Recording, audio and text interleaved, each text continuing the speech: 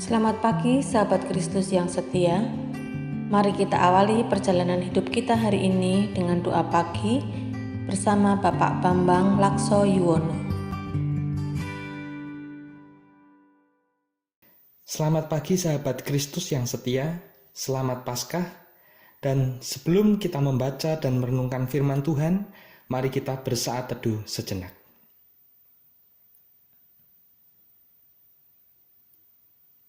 Mari kita berdoa. Bapa yang di sorga, kami mengucap syukur atas hari baru yang Engkau berikan kepada kami pada hari ini. Dan kami ingin memulai hari yang baru ini dengan memuji dan merenungkan akan firman-Mu. Oleh karena itu, kami mohon kuasa Roh Kudus menerangi hati dan pikiran kami masing-masing, sehingga kami mampu memahami akan firman-Mu. Di dalam nama Tuhan Yesus kami berdoa. Amin.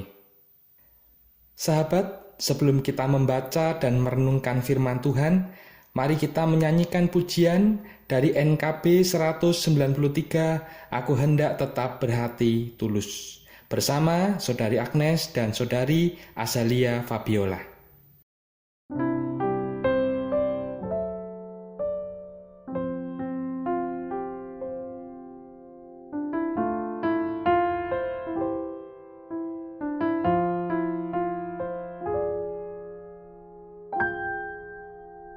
Aku hendak tetap berhati tulus karena teman mempercayaiku. Aku hendak tetap berjalan lurus karena teman telah mengasihiku. Karena teman telah mengasihiku,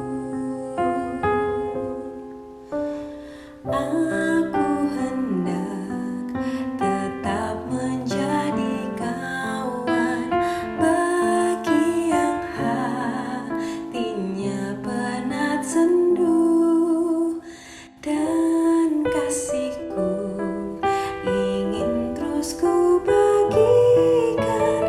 Serta imbalan tiada ku perlu, serta imbalan tiada ku perlu.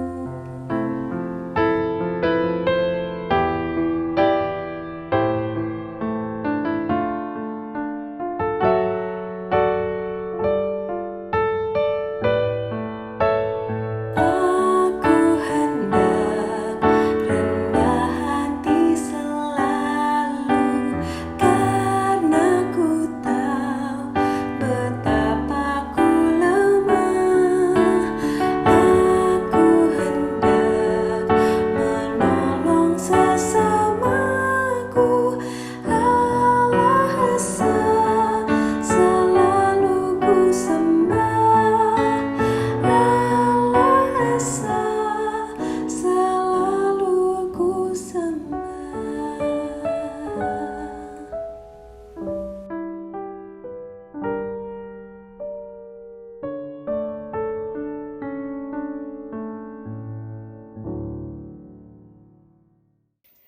Sahabat, mari kita membaca firman Tuhan dari surat 1 Korintus pasal 12 ayat 23. Firman Tuhan mengatakan demikian.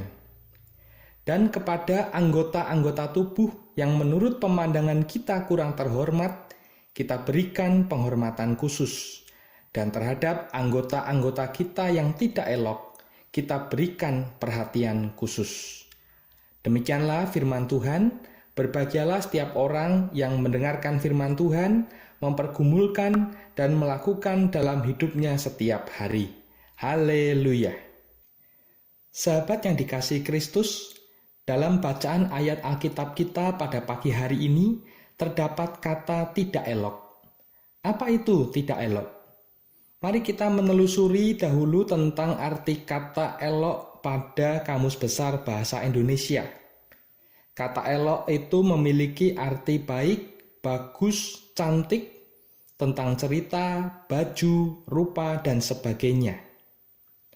Jadi kalau kita berbicara soal tidak elok, maka kita berbicara soal tidak baik, tidak bagus, tidak cantik, tentang cerita, baju, rupa, dan sebagainya. Dan sebagian orang ketika berhadapan dengan yang tidak elok ini, seringkali menanggapinya secara negatif dan atau tidak simpatik. Akibatnya, mereka yang tidak elok ini terkadang atau bahkan kerap kali mendapatkan perlakuan yang tidak menyenangkan, seperti bullying atau perundungan, baik lewat perkataan, fisik, maupun secara psikologis, sehingga korban merasa tertekan, trauma, dan tak berdaya. Sebagai contoh, masyarakat umum seringkali memandang dan menilai seseorang dari penampilan yang ada pada diri seseorang. Sebagai salah satunya adalah penampilan yang berkaitan dengan cara berpakaian. Jika seseorang itu berpakaian aneh, udah usang, lusuh, luntur, bahkan kekecilan atau kebesaran dan sebagainya, maka mereka dengan gampangnya menilai bahwa hal tersebut tidak elok.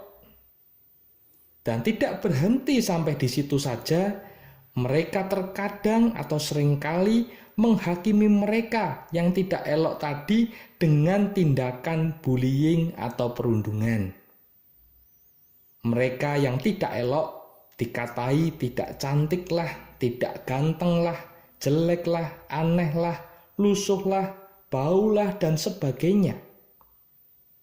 Dan tidak jarang mereka yang mengalami bullying tadi mengalami tekanan psikologis berupa rasa malu, minder, yang bisa mengakibatkan gangguan kejiwaan ringan, sedang, bahkan berat. Dan tentu saja itu merugikan bagi korban dan juga keluarga korban, karena mereka seharusnya tidak mengalami semuanya itu. Jika seandainya masyarakat umum secara khusus mungkin kita tidak melakukan bullying atau perundungan bagi mereka yang dirasa tidak elok. Karena kalau kita mau sadari, sebenarnya ada banyak hal di dunia ini yang kita rasa tidak elok. Dan bisa saja itu terdapat pada diri kita masing-masing. Namun kita sendiri tidak menyadarinya. Atau ketidakelokan itu hanya belum terungkap keluar, sehingga kita selamat dalam tanda petik dari perundungan di sekitar kita. Lalu pertanyaannya adalah, bagaimana seharusnya kita menyikapi jika ada seseorang yang kita rasa tidak elok, baik dari sisi penampilan atau juga perbuatan? Mari kita belajar dari surat 1 Korintus pasal 12 ayat 23 yang berbunyi demikian. Dan kepada anggota-anggota tubuh yang menurut pemandangan kita kurang terhormat, kita berikan penghormatan khusus. Dan terhadap anggota-anggota kita yang tidak elok, kita berikan perhatian khusus. Jadi sangat jelas bahwa firman Tuhan tidak mengajarkan kita untuk melakukan bullying atau perundungan kepada mereka yang tidak elok. Melainkan kita didorong untuk proaktif, yaitu memberi penghormatan khusus dan atau perhatian khusus kepada mereka yang tidak elok. Mengapa demikian? Karena dalam hidup kita sebagai manusia dan juga gereja, ada hubungan yang saling bergantung satu dengan yang lain di antara manusia atau para anggotanya. Masing-masing orang diberi karunia yang berbeda-beda, dan karunia itu dipergunakan untuk saling melengkapi satu sama lain. Sehingga sepatutnya lah kita memberi perhatian khusus kepada mereka yang menurut pemandangan kita tidak elok, dengan tetap menjadi sahabat bagi mereka. Menjadi sahabat berarti siap sedia untuk tetap berada di sisi mereka yang tidak elok apapun keadaannya, dengan tetap memberi semangat dan kekuatan serta penghiburan, supaya mereka mampu menjalani kehidupannya dengan sebaik-baiknya. Selayaknya kita pun ingin hidup baik di tengah dunia ini. Dan kiranya Roh Kudus sendiri yang akan memampukan kita untuk dapat melakukannya. Tuhan memberkati kita semua. Amin.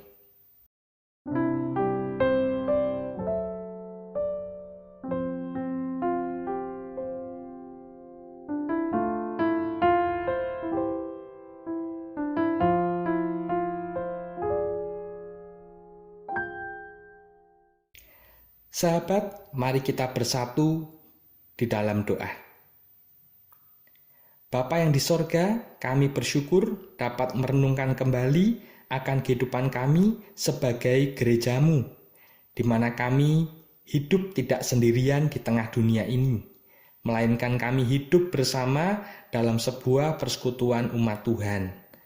Untuk itu kami perlu memiliki sikap yang Engkau kehendaki dalam hidup kami, yaitu diantaranya adalah kami memberikan penghormatan dan perhatian khusus kepada mereka yang menurut pemandangan kami tidak elok, sehingga dengan jalan demikian tidak ada di antara anak-anak-Mu yang kemudian menjadi tersisih bahkan terpinggirkan. Oleh karena itu, kuatkan dan mampukanlah kami ya Tuhan untuk dapat melakukan semuanya itu. Saat ini kami juga berdoa untuk penanganan pandemi COVID-19 yang masih tetap diberlakukan. Kiranya Tuhan memberkati semua pihak yang terlibat di dalamnya, sehingga mereka kuat dan tetap semangat dalam menjalankan tugas pelayanan dalam penanganan pandemi COVID-19 ini. Kami juga berdoa untuk para pemimpin kami, kiranya Tuhan memberikan hikmat kebijaksanaan, takut akan Tuhan, sehingga mereka mampu melaksanakan tugas kepemimpinan yang dipercayakan kepada mereka dengan sungguh-sungguh. Sehingga dengan jalan demikian, mereka akan mengedepankan kepentingan rakyat banyak dibandingkan dengan kepentingan pribadi maupun golongannya. Kami berdoa untuk perdamaian dunia, khususnya mereka yang saat ini sedang berperang maupun mengalami konflik di dalam negerinya. Dan secara khusus kami berdoa untuk Rusia dan Ukraina yang saat ini masih berperang. Kiranya Tuhan mendamaikan kedua negara ini dan mengakhiri perang dan konflik tersebut, dan mereka akan mengalami kehidupan yang damai sejahtera seperti sedia kala. Kami juga berdoa untuk para sahabat kami yang saat ini sedang sakit dan atau lemah tubuh. Kiranya Tuhan menjamah mereka pribadi lepas pribadi, sehingga mereka boleh merasakan kasih Tuhan lewat anggota keluarga mereka maupun para sahabat yang terus-menerus memberikan dukungan baik lewat doa maupun lewat perkunjungan. Kami berdoa juga untuk majelis jemaat dan badan pelayanan. Kiranya Tuhan yang memperlengkapi majelis jemaat dan badan pelayanan dengan kuat kuasa Roh Kudus, sehingga dapat melakukan dan menyelenggarakan setiap kegiatan gerejawi dengan baik dan lancar.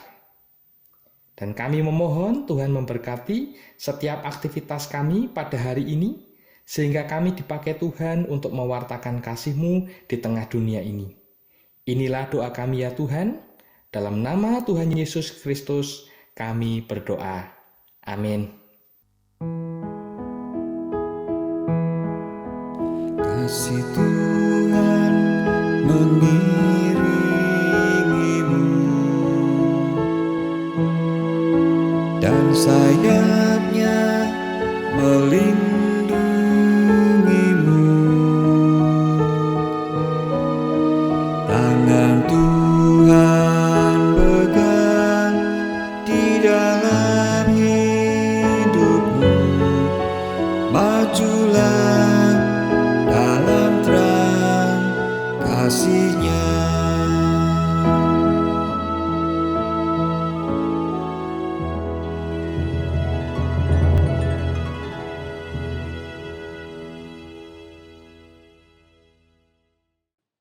Sahabat, demikianlah doa pagi telah selesai. Selamat beraktivitas, jangan lupa pakai masker, cuci tangan, jaga jarak, dan selalu ikuti protokol kesehatan. Salam sehat selalu, Tuhan Yesus memberkati kita semua. Amin.